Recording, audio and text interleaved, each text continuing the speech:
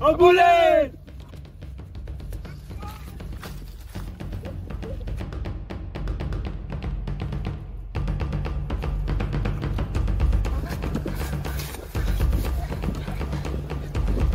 Kailangan natin makatakas dito, Ginoong Ibarra. May naisip ako paraan. Ulit na yung David. Ha? At bakit naman? Para pag nakita nila ako, isipin nilang ako si Ibarra. Paano kung mapahamak ka? Wala na akong maisip na paraan. Palit na tayong damit.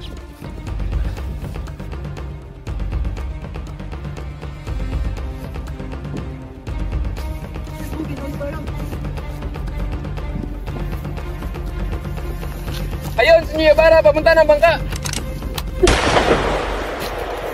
Tulak natin ito ng Ginoong Ibarra. Sumakay ka na sa bangka. Magtago ka sa ilalim. At paano ka? Huwag mo na akong alalahanin. Basta. At kahit anong mangyari, huwag kang magpapakita.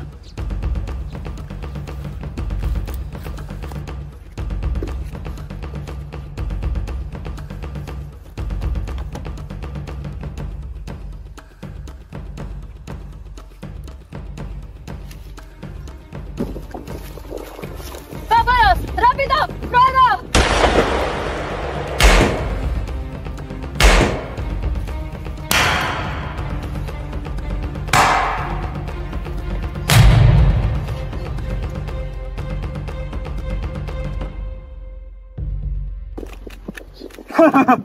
Akala mo siguro hindi kami asintado, Senyor Ibarra?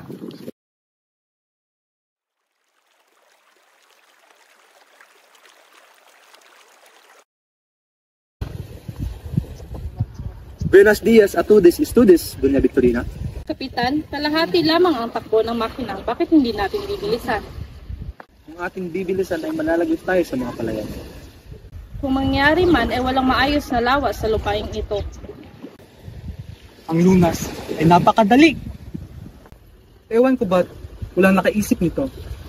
Gumawa ng bagong ilog na galing sa lawa.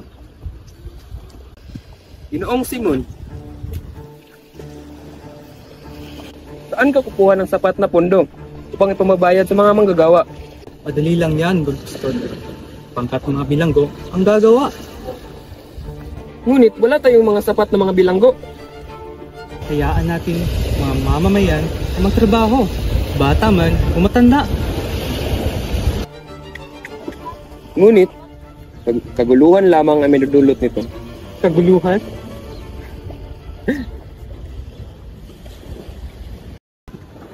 Kapitan, mawalang galang ako. Alam niyo po ba kung saan parte ng laban namatay ang nagangalang Ibarra? Ibarra o Ibarra ba yon? Ibarra? Krisostomo Ibarra? Siya nga ba? Ngunit nga saan nga ba si Krisostomo Ibarra? Ayon sa mga kawal, Papalos! Rapido!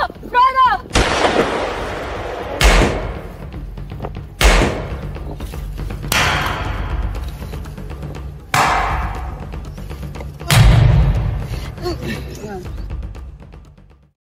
at ngayon, 13 taon na ang nakalipas simula nang nangyari iyon. O gayong kapitan, ang kanyang katawan ay Nakasama sa libing ng kanyang ama. Yan ang tinatawag na murang pag-ibig. Tama ba, Padre Gamora? Sadyang hindi magkaroon ng marangal na libingan ng mga yan. Mga filibustero katulad nila. Ha ha ha ha!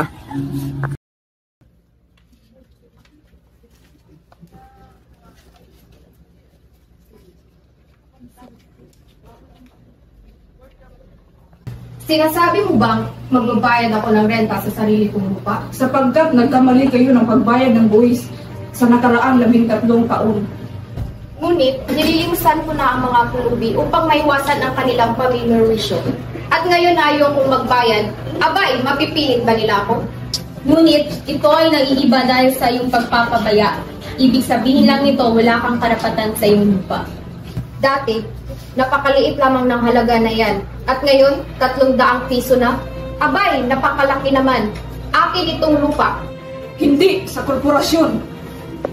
Lalaban ako!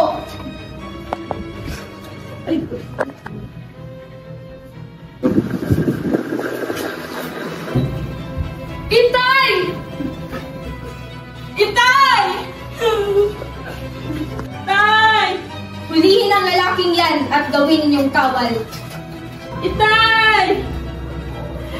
Tay! 500 ang kailangan ng aming pinuno. Kung hindi, papatayin namin ang iyong anak.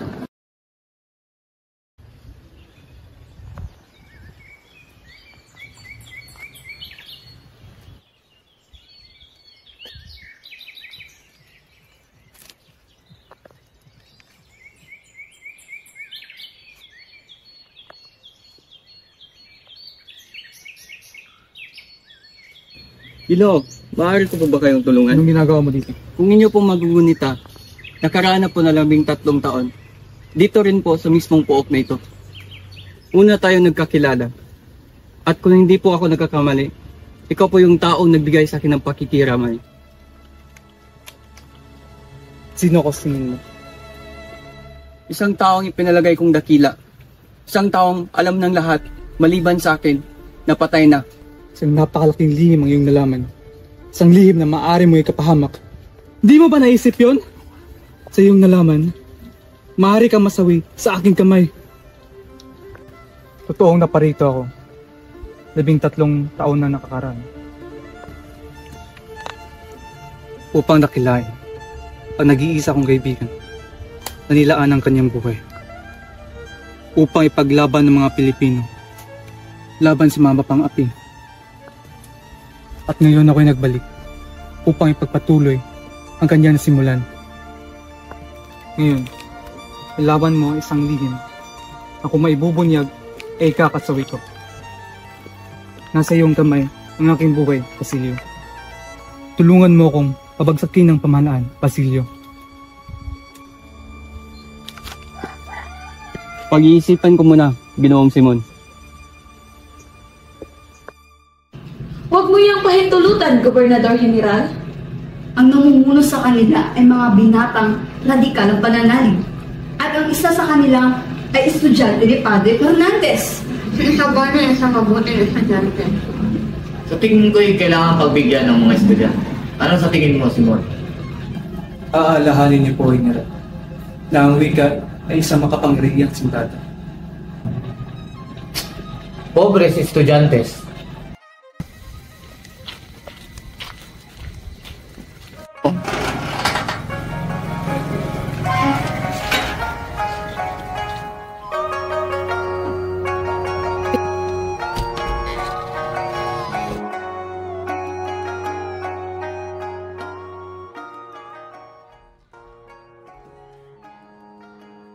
Musta ang negosyo, pero Senior din yan.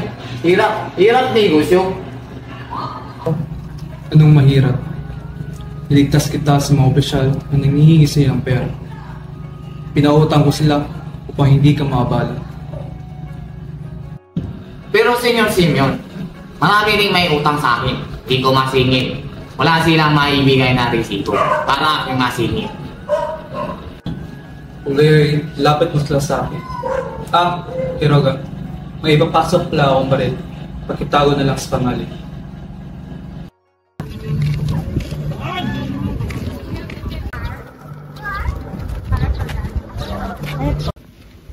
Paumanhing Ginoo. Kung nga, kaya dapat niyo akong pasalamatan. Anong pasalamatan? Dahil sa ginawa mong ito, mauudlot ang pag-unlad ng bansang Pilipinas ng 100 taon. Isang malaking kamalian. Anong balak niyong gawin? Balak niyo bang dagdagan ng 40 wika ang ating bansa? Lalo tayong hindi magkakaintindihan yan. Ang wika ay salamin ng kaluluwa. Kapag inalis yan, ay mawawala ang katarungan at mamamatay ang bansa. Anong ibig niyong sabihin, Ginoo? Patayin ang inyong mga katauhan, ipaubaya ang inyong mga utak sa ibang pag-iisip, mas lalo lang kayo maging pilay at bibinyan. Ngunit Ginoo, sa paglaganap ng wikang Kastila, mas lalo tayong mapapalapit sa pamahalaan at mas lalo tayong magkakaintindihan. Kung ganyan ang inyong mga pag-iisip, ay habang buhay kayong nakatali sa kapangyarihan ng Espanya. Bubuhayin namin ang aming mga bala. Nasa amin ang panig ng batas. Kami ang nasa matuwid.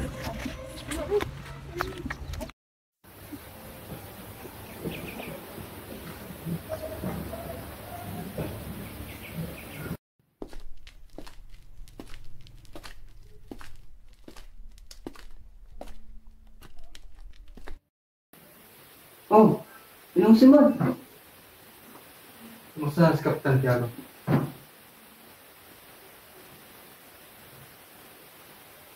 Mahina ng ganyang puso.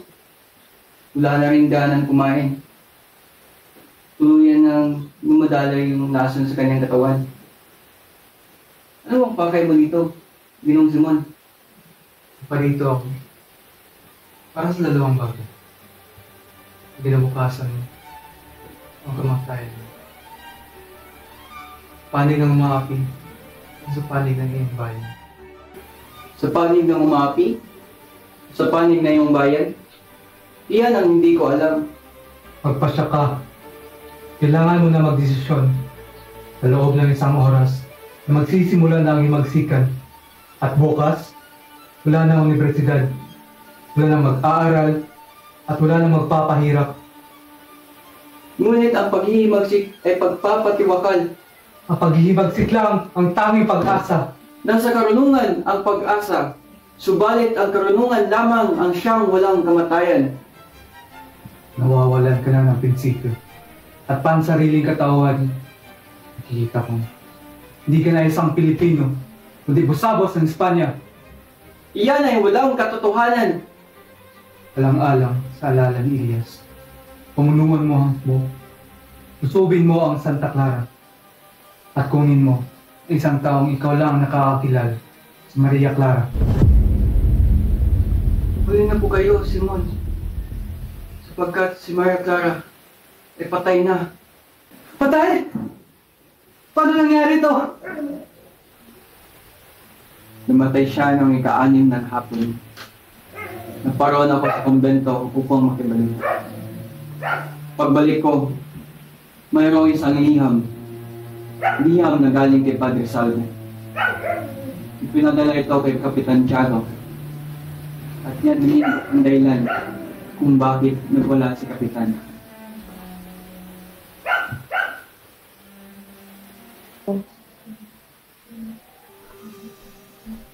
Hindi mo na yun nalaman na nagbalik ako. Hindi mo na yun nalaman. Buhay ako.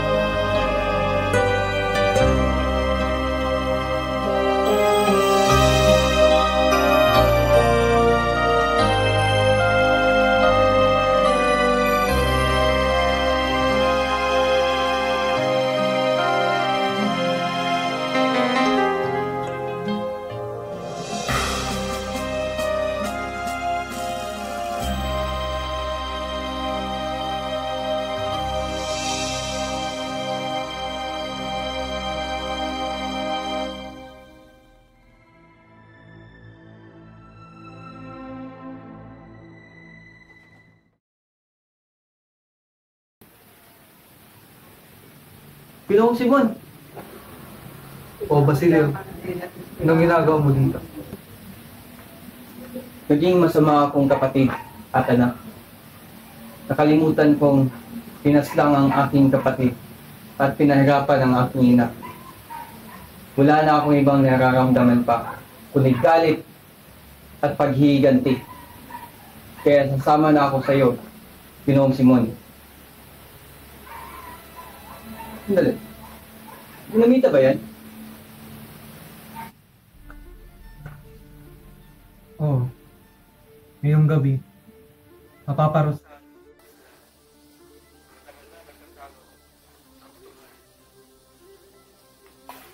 Ano ang ibig niyong sabihin? Kakasalanan ng si Don Pilares. Magkakaroon ng pasta sa nabihan. Ang lamparang ito ay magbibigay liwanag.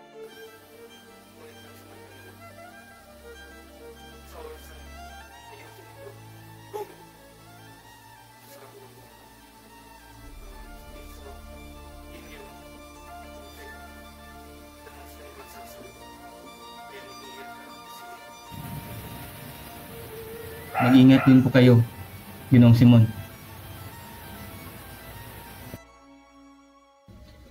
Ang ganda ng lamparang itong galing kay Saneli namatay. Ay, dali lang yan, sindihan.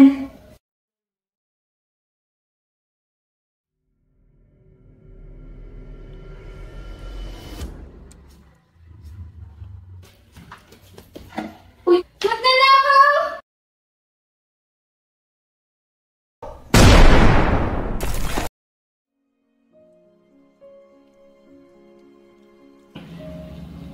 Bakit ako pinaparusahan nila?